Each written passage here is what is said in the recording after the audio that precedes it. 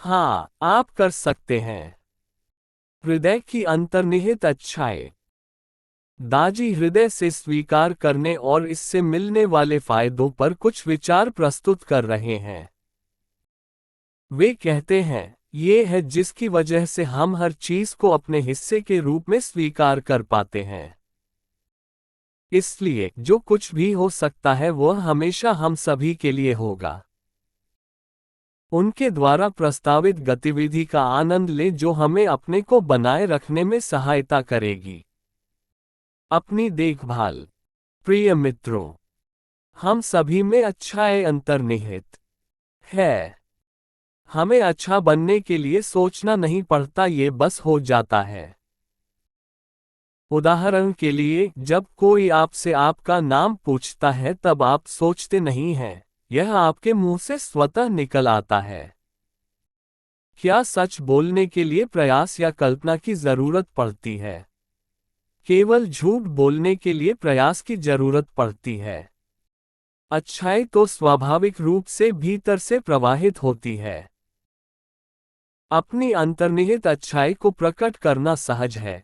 ये हृदय की स्वाभाविक प्रवृत्ति है। जब मन शांत होता है तब हृदय स्वतः ही सृजन की ओर उन्मुख होता है। परिवार का पालन पोषण करना स्वाभाविक है और हृदय इस पुकार का प्रेमपूर्वक प्रत्युत्तर देता है। यदि मन इसमें हस्तक्षेप करता है तो उससे जटिलता की परतें बन सकती हैं। लेकिन एक विकसित मन स्वाभाविक रूप से हृदय के साथ तालमेल में होता है। जब मन एक ग्रहणशील हृदय का साक्षी होता है तब दोनों में सर्वोत्तम तालमेल बन जाता है। हमारे अंतःकरण में स्पष्टता रहती है और हमारी अच्छाई स्वाभाविक रूप से प्रकट होती है। जीवन में हम कई जिम्मेदारियां निभाते हैं। अपने परिवार, समाज और यहाँ तक कि दुनिया के प्रति भी अगर हम चाहें तो हमारा हृदय हर जिम्मेदारी को सहज रूप से निभा सकता है। साथ ही हमें अपनी ज़रूरतों का भी ध्यान रखना चाहिए। अपने दिल को तैयार करना, परिष्कृत करना एवं उसे संवेदनशील बनाना और अपने मन को आराम देना। इसे ईमानदारी से किए गए ध्यान द्वारा हासिल किया जा सकता है। मन के ध्यानमय होने से हमारे हृदय के भीतर से अंतर्ज्ञान उत्पन्न होता है। भीतर से प्राप्त प्रेरणाओं की मदद से धीरे धीरे हमारे अंदर बदलाव होने लगता है।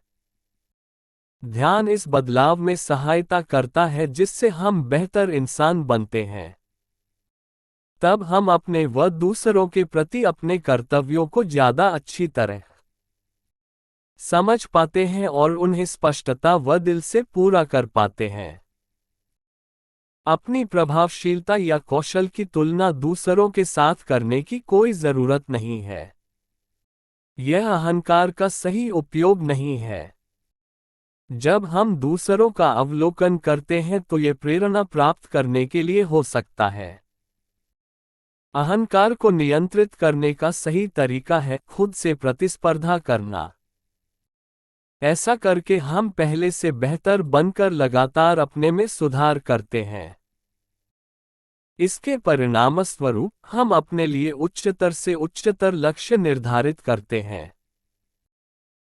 शांतिपूर्ण योद्धाओं की तरह हम हर बार अपने हर कार्य को अधिक कुशलता से करते हैं और अपनी खामियों को दूर करने की कोशिश करते हैं। जैसे जैसे हम हृदय के अंतर्निहित मूल्यों को प्रकट करते हैं, हम स्वाभाविक रूप से अपनी जिम्मेदारियों के प्रति जागरूक होते जाते हैं। बदलाव तब और गहरा हो जाता है जब हम अपनी समझ को, मैं इस दुनिया का है, यह मेरे लिए क्या कर सकती है, से दुनिया मेरी है, मैं इसके लिए क्या कर सकता हूं, में बदल लेते हैं। यह शायद अहंकारी लग सकता है, लेकिन स्वामित्व की भावना, अपनेपन की भावना के बिना हम हमेशा खुद को कमतर आंकते रहेंगे। अपनेपन की भावना होने से हम रिश्ते बनाते हैं और अपनेपन की भावना के न होने पर हम रिश्ते तोड़ देते हैं। अपनेपन की यह भावना समावेशी है और ब्रह्मांड में एक विकसित मन स्वाभाविक रूप से हृदय के साथ तालमेल में होता है। जब मन एक ग्रहणशील हृदय का साक्षी होता है तब दोनों में सर्वोत्तम तालमेल बन जाता है। हमारे अंतःकरण में स्पष्टता रहती है और हमारी अच्छाई स्वाभाविक रूप से प्रकट होती है। ये हृदय की आंतरिक अच्छाई ही है जिसकी वजह से हम जो कुछ भी है उससे अपना मानने लगते हैं। उसी तरह दूसरे भी हमें अपना मानने लगते हैं। इसलिए जो कुछ भी होता है वह हमेशा हम सभी के लिए होता है। हम सब मिलकर अपने साझा भाग्य को आकार देते हैं। सभी प्राणियों को और सभी चीजों को स्वीकार करती है। हर किसी के को पहचानना और उसे स्वीकार करना भी क्षमा की शुरुआत है।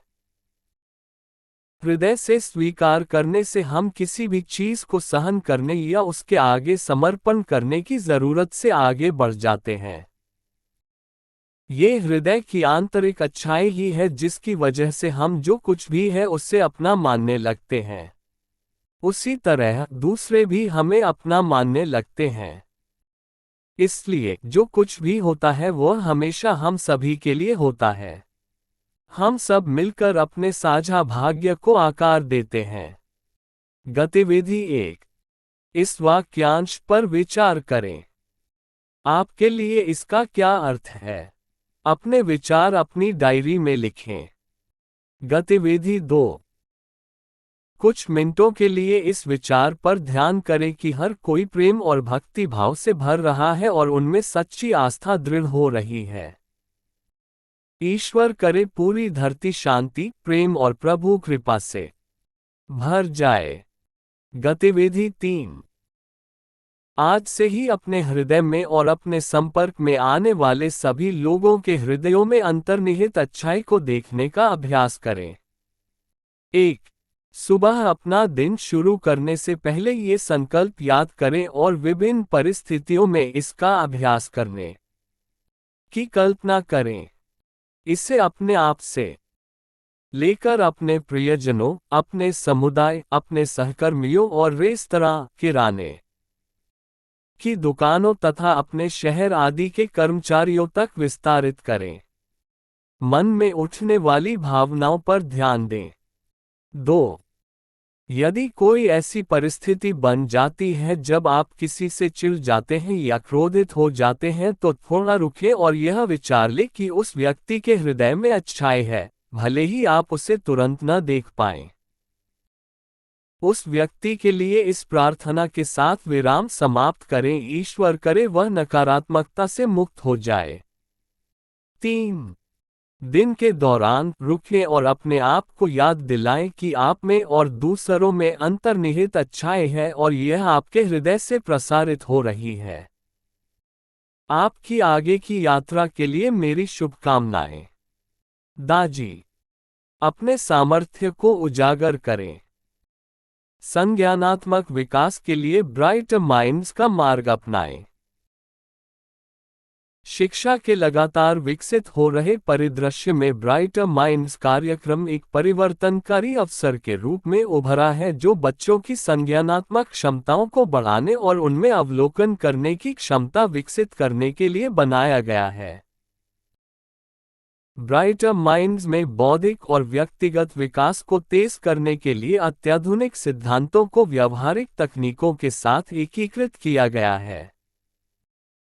कनाडाई युवा येगने हसानी अपना अनुभव बताती है कि कैसे ब्राइटर माइंड्स ने उसके जीवन को रूपांतरित कर दिया है।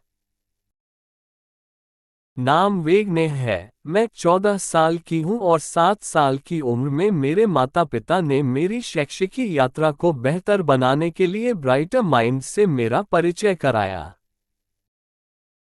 प्रारंभ में मैं रविवार को 4 घंटे कक्षा में बिताने के लिए अनिच्छुक थी क्योंकि मैं अपने दोस्तों के साथ पार्क में खेलना अधिक पसंद करती थी। फिर भी एक सामाजिक व्यक्ति होने के नाते अन्य बच्चों से मिलने और दोस्त बनाने के अवसर से प्रेरित होकर मैंने कार्यक्रम में नामांकन करने का निर्णय लिया। इस निर्णय से मेरे रूपांतरण की शुरुआत हुई। पहले दिन प्रशिक्षकों ने हमें 10 साल की एक लड़की का आंखों पर पट्टी बांधकर विभिन्न प्रतिभाओं को प्रदर्शित करते हुए एक वीडियो दिखाया। वह अपनी पीठ के पीछे प्लास्टिक की गेंदों को छूकर उनका रंग पहचान लेती थी और बिना देखे ही रंग बता देती थी। इसे एक उदाहरण के रूप में प्रस्तुत किया गया था, ये दिखाने के लिए कि हम क्या हासिल कर सकते हैं। समय के साथ मुझे ये समझ आ गया कि इस कार्यक्रम के लिए बहुत निष्ठा, अभ्यास और लगन की आवश्यकता थी। यह अत्यधिक मेहनत की अपेक्षा वाला कार्यक्रम था जिसमें मेरा बहुत समय लगने वाला था। पाठ्यक्रम में विभिन्न अभ्यास करना, संगीत सुनना और सत्रों में भाग लेना शामिल था। धीरे धीरे मुझे इसका सही मतलब समझ में आने लगा कि जब तक आप किसी चीज के लिए भरपूर प्रयास नहीं करते तब तक आपको परिणाम नहीं मिल सकते। मेरे जैसे अधिकांश 7 वर्षीय बच्चे अपने मन के पूरे सामर्थ्य का उपयोग करने के आदी नहीं होते हैं। यही कारण है कि इस कार्यक्रम ने मुझे कई तरह से चुनौती दी। इसने मेरी ताकत और कमजोरियों दोनों की परीक्षा ली जिससे मैं अधिक दृढ़ और प्रभावी बन गई।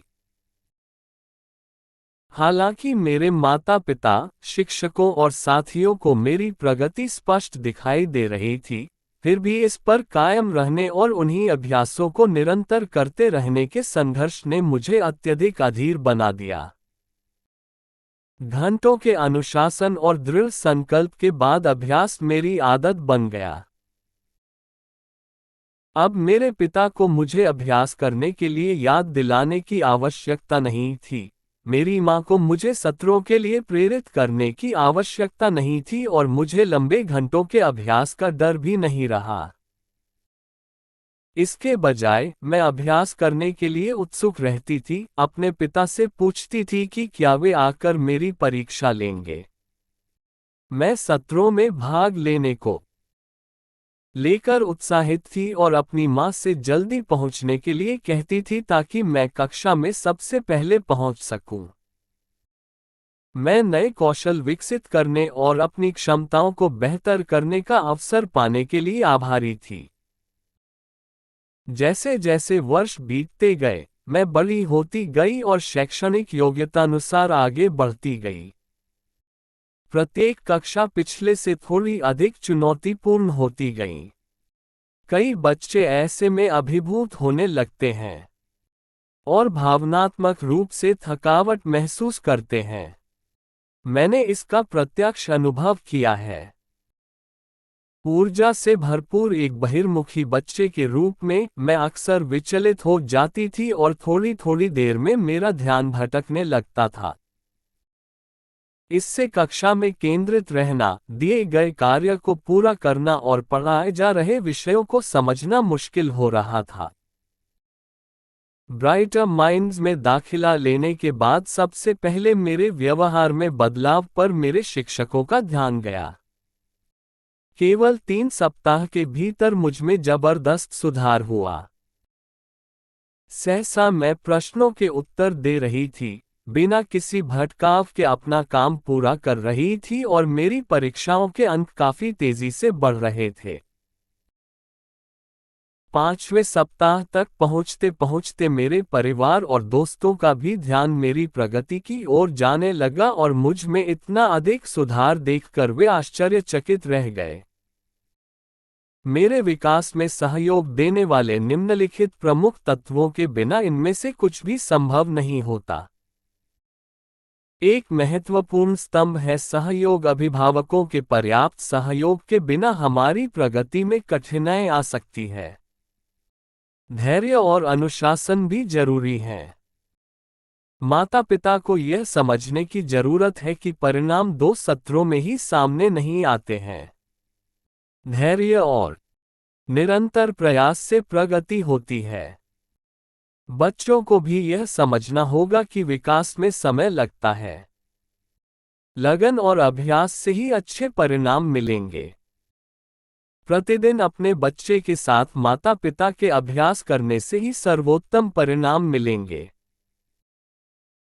ब्राइटर माइंड संगीत के साथ जुड़ने, मस्तिष्क के व्यायाम करने और सभी सत्रों में एक साथ भाग लेने से संज्ञानात्मक विकास बेहतर होगा और आपका संबंध मजबूत होगा। बच्चे अक्सर शुरुआत में गतिविधियों का विरोध करते हैं, इसलिए अभ्यास के समय को आकर्षक और परस्पर संवादात्मक बनाने से संज्ञानात्मक कार्य में सुधार होगा और आपका जुड़ाव बढ़ेगा। अभ्यास के समय को आकर्षक और परस्पर संवादात्मक बनाने से संज्ञानात्मक कार्य में सुधार होगा और आपका जुड़ाव बढ़ेगा। इन प्रमुख बातों को ध्यान में रखने से आप और आपका बच्चा किसी भी चुनौती का सामना करने में सक्षम बन जाएंगे। याद रखें, हम मिलकर बच्चों की अगली पीढ़ी को पोषित कर रहे हैं।